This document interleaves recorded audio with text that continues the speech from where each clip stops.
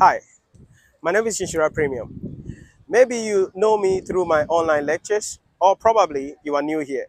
However you got to know me, that is fine. I am a rising entrepreneur and I had a lot of challenges when I started my business. The people around me and everybody around me told me that what I was doing was crazy. I would not be successful because I don't have the experience, the expertise, or even the finances that is necessary for me to launch my business and run it to become anything significant. You see, many people see us as entrepreneurs as crazy people. However, we are not crazy.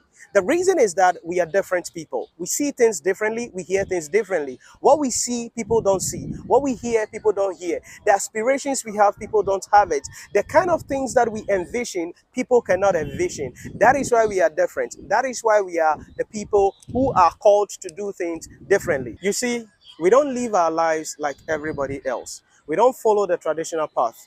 We set the standards and we don't listen to whatever people say about what we are doing. We set new path, destroy industries, and chart new path that the rest of the world follow.